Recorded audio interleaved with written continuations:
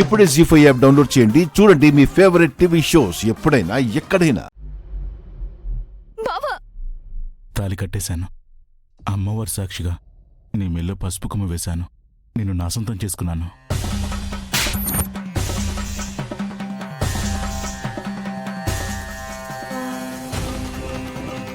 అమృత, ఎందుకు ఇలా చేసావు? నువ్వు లేకుండా నేను బతకలేను అమృత. ఈ విషయం గనుక మా అన్నయ్యకి తెలిస్తే నీ ప్రాణాలు పోగొట్టుకుంటావు. నిన్నెదుట నేను బొట్టు పెట్టకపోయినా నీ బొట్టునైతే మీ అన్నయ్య చేర్పడు కదా. అయ్యో, నీకెలా చెప్తే అర్థమవుతుంది? అసలు ఇంత జరిగిందని తెలిస్తే మా అన్నయ్య పరువు పోతుంది. ఇది నేను ఒప్పుకోను. నేను చచ్చిపోతాను.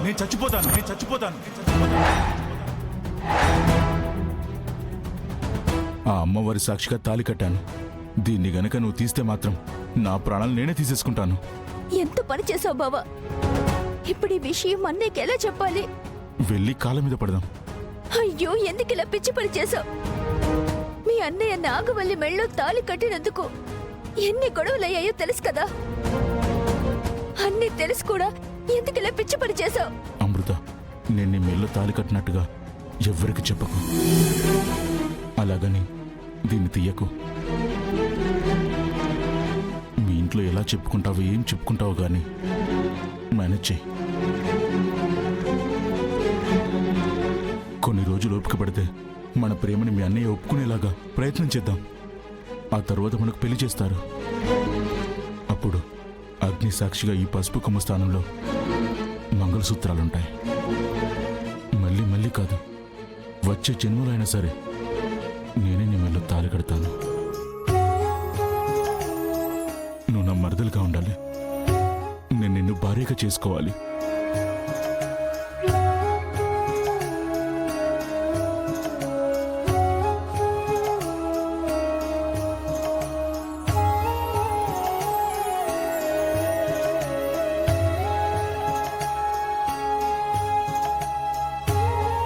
సర్పంచ్ గంగాధరం గారు విషయం అడిగి చాలా మంచి పని చేశారు వరదరాజులు గారు.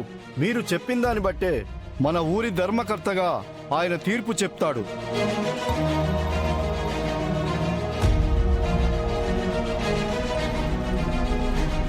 తిరుపతమ్మను పెళ్లి చేసుకున్నాక పిల్లలు పుట్టలేదు. చెట్లకని పుట్లకని పూజలు చేశాం. గుళ్ళు గోపురాలు అంటూ చాలా దేవుళ్ళ దగ్గరికి తిరిగాం. కానీ ఏ దేవుడు కనికరించలేదు. వారసుడు లేకుండా పోతాడని భారతిని సాటుగా పెళ్లి చేసుకున్నాను.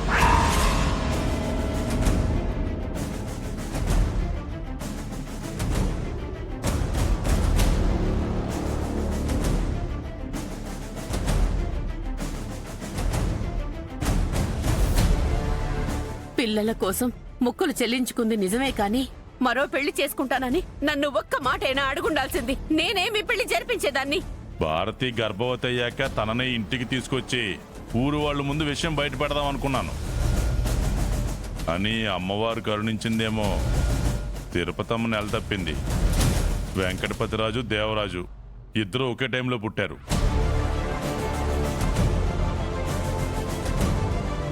ఒకవేళ పెద్దమ్మ భారతమ్మ గారికి ఇద్దరికి పిల్లలు పుట్టకపోయి ఉంటే ఏం చేసేవారు పెద్దనాన్న?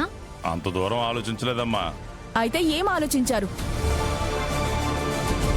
పోనీ భారతమ్మని తీసుకొచ్చినా తిరుపతి అత్తయ్య బాధపడేది కాదు అంటుంది కదా, మరెందుకు తీసుకురాలేదు? అప్పుడు ఈ ఊరి పెద్దగా నేనున్నాను. ఒకరి పరువు కాపాడటం కోసం ఒకరికి న్యాయం చేసినా ఇంకొకరికి అన్యాయం జరుగుతుందని ఎక్కడ విషయాలు అక్కడే ఉంచాను. తర్వాత ఇక్కడ ఈర్రాజు పుట్టాడు. అక్కడ దేవరాజు బావ వీర్రాజు బావ పుట్టారు. అక్కడ అప్పటికే వెంకటపతి రాజు గారు ఉన్నారు. మీ నిర్లక్ష్యం కాకపోతే ముగ్గురు వారసులుండగా మళ్ళీ కుమతను ఎందుకు కన్నారు? కంటే కూతుర్ని కంటికి రెప్పలా కాపాడుకోవాలి. నెల తప్పినప్పుడు భారతీయే నాకు విషయం చెప్పలేదమ్మా. తర్వాత కుముదివల్లిని కనేసింది. ఈ బిడ్డలతో సావాసం వద్దని నా చెల్లెలు సావిత్రమ్మకి ఇచ్చినట్టుంది. ఇప్పుడు నేను చెప్తున్నాను కదా, నా చెల్లెలు సావిత్రమ్మ రుణం నేను తీర్చుకోలేను. ఇప్పటికైనా కుముదివల్లిని నేను తీసుకెళ్ళిపోతానంటే తను వినట్లేదు. రాను అంటుంది. మీరైనా చెప్పండి అయ్యా, నాతో పాటు ఇంటికి రమ్మని. తను రాదు.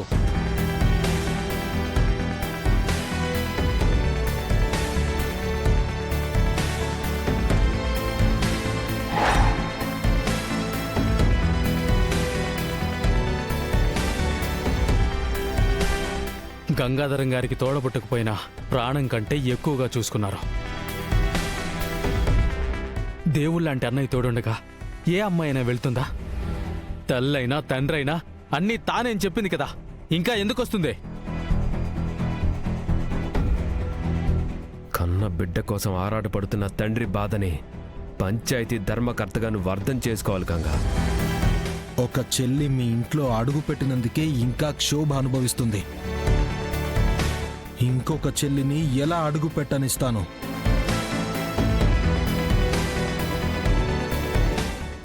నేను న్యాయం చేస్తానంటే మాత్రం మీరు అన్యాయం చేస్తానంటున్నారు.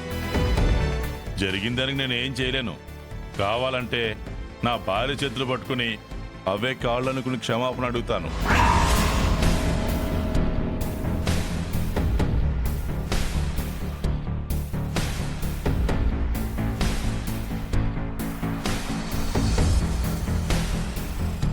అంత పెద్ద ఆయనే తప్పైందంటున్నాడు.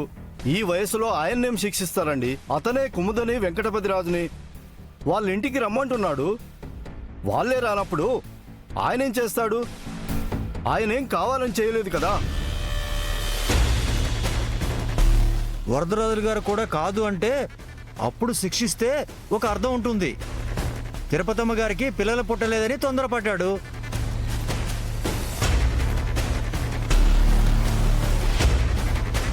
అనుకుని చేసిన పని అయితే మోసం చేసినట్టు అవుద్ది. ఆయన ఏం చేయలేని నిస్సహాయ స్థితిలో ఉన్నప్పుడు అతని విధిరాతలా నడిపించింది. పెద్ద మనిషిగా ఉన్నవాడు పరువు పోగొట్టుకోకూడదనేసి అలా చేసుంటాడు. చివరిసారిగా అడుగుతున్నానమ్మా, ఇప్పుడే నిర్ణయం తీసుకో. లేదన్నయ్య, నేనైతే ఆ ఇంటికి వెళ్ళను. మన ఇంటి దగ్గరే ఉండిపోతాను.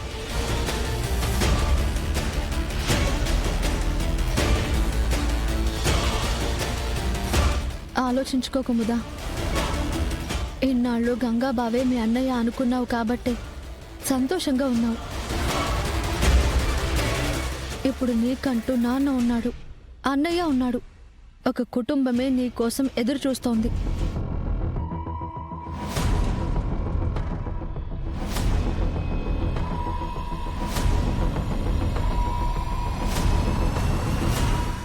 నా కూతురు కోసం మా ఇంటి తలుపులు ఎప్పటికీ తెరిచే ఉంటాయమ్మా.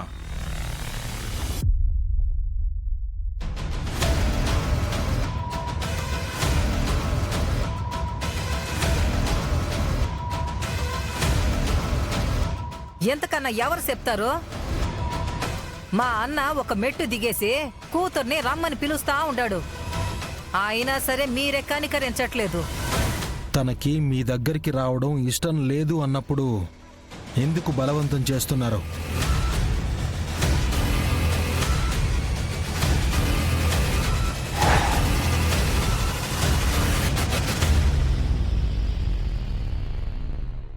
జీ5 యాప్ డౌన్లోడ్ చేసి అన్ని ఎపిసోడ్స్ పూర్తి ఉచితంగా చూడండి.